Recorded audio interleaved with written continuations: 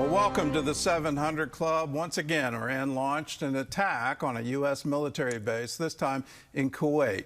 Israeli media reports the IRG launched at least 3 drones during the strike. Meanwhile, President Trump says negotiations are underway, and this is Iran's last chance to make a deal. Iran has still not confirmed it's engaged in talks. CBN's Middle East correspondent Julie Stahl has more. Iran reportedly launched at least 3 drones at a U.S. military base in Kuwait early Tuesday. Iranian officials insist they will not accept a U.S.-backed plan to create an alternate shipping corridor through the strait. We will by no means allow the second corridor in the Strait of Hormuz. We won't allow the second corridor to open. Even if they deploy warships, we will target them. President Trump said Iran requested the talks to avoid a massive U.S. strike. Later on Truth Social, he accused Iran's leaders of being unbelievably duplicitous. Iran did not want to be hit. And they said, we want to talk.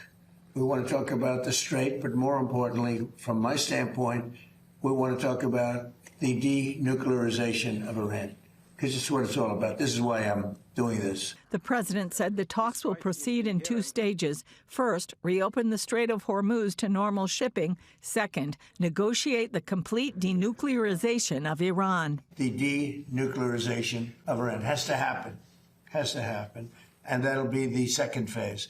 In Gaza, where there appeared to be disagreement between Trump's Board of Peace and Israeli Prime Minister Benjamin Netanyahu, the latest statement described the meeting between them as constructive. The goal is clear and is not in question: the complete decommissioning of weapons in the Strip and the transition away from rule by the gun to civilian governance.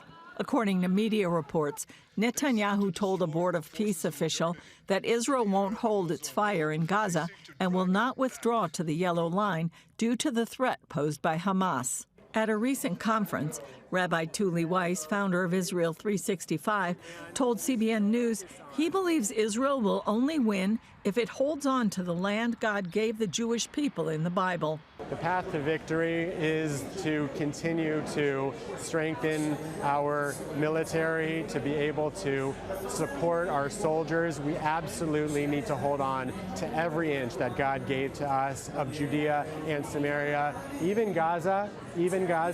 Julie Stahl, CBN News, Jerusalem.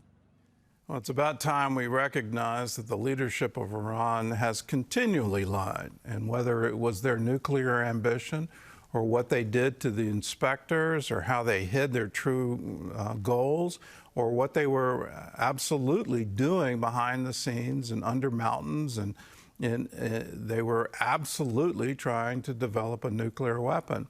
Let's believe that truth and not believe that there's any quest on their part for peace. Their ideology requires them to do this. It requires them to conquer Jerusalem. It requires them to conquer the United States. That's why again and again they say Israel is the little Satan and we are the great Satan. That has been their ideology now for 47 years. It's about time American leadership believed it. Well, here at home, voters are heading to the polls for primary elections in 5 states today. In Michigan, the Democrats are facing a critical test of the party's direction. Charlene Aaron has the story. All eyes are on the Democrat primary for the U.S. Senate in Michigan. 4-term U.S. Congresswoman Haley Stevens, backed by the Democratic establishment, is facing off against progressive Abdul El Sayed. Recent polling shows Sayed with a slight advantage. He's been endorsed by Alexandria Ocasio-Cortez and Vermont Senator Bernie Sanders. It has now become an election of national significance, and it is an election of historical significance. Someone might have to ask the senator who's campaigning for my opponent where he was. I'm here to solve problems for the people of Michigan. The contest is seen as the latest indication of the growing strength of Democratic socialists in the Democratic Party. El Sayed says he is not a Democratic socialist, but he has spoken at their events and is backed by supporters of the Democratic Socialists of America Party. Analysts say a win for him would be viewed as a victory for the movement. Democratic Socialist candidates are making gains in the party this year, winning primary victories in New York, Colorado, and Illinois. The DSA party platform includes making radical changes to the U.S. Constitution, including abolishing the U.S. Senate, abolishing the Electoral College, and having Congress elect the President and Supreme Court. They're also making revolutionary economic proposals, attracting the criticism of longtime liberal HBO host and comedian Bill Maher. One of the new soon-to-be Democratic congresspeople, Darlisia Chevalier, supports seizing all properties from landlords and said seize the means of production. Mendami has said the end goal is seizing the means of production. I think they want to seize the means of production. Now, maybe you missed that in school or missed school altogether, but that's communism. That's communism, which we tried, and it doesn't work. Popular progressive streamer Hassan Piker, a growing force in the party's left wing, has helped fundraise for socialist candidates and has been accused of anti-American and anti-Semitic statements.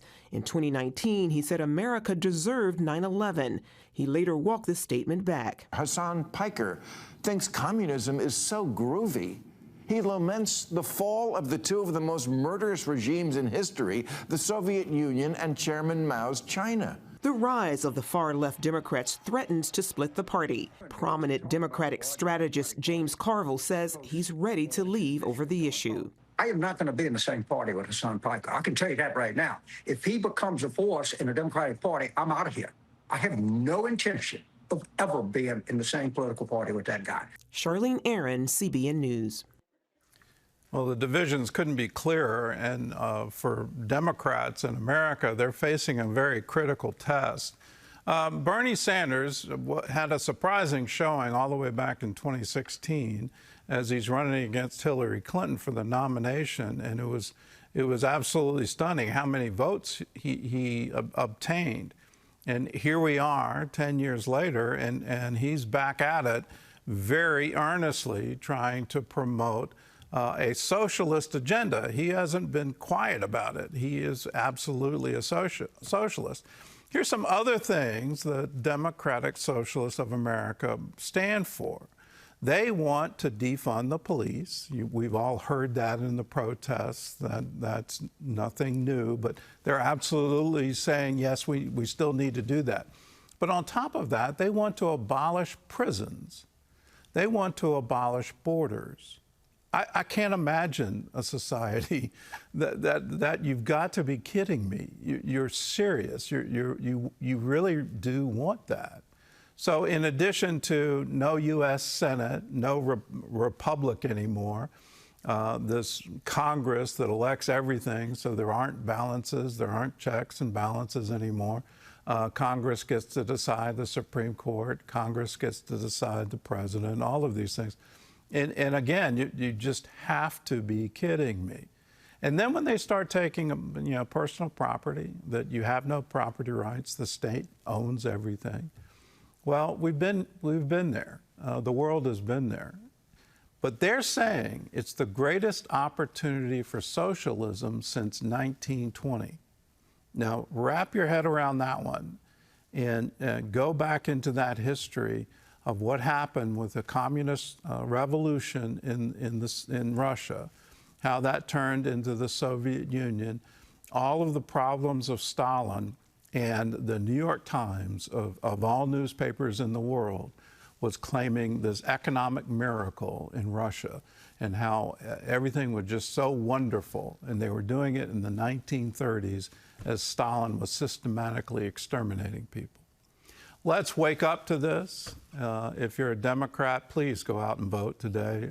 The party, the future. I never thought I'd see socialism, communism get this far in election cycles and actually have elected politicians who are now in office. I never thought I would see Democrats ally with terror groups. That's another thing the Democratic Socialists believe. They fully back Hamas in Gaza. They fully back what happened on October 7th. They think Israel is a colonial state and has no right to exist. that alliance between radical Islam and terrorism and Democrat socialists is absolutely chilling to me. So please vote and vote today.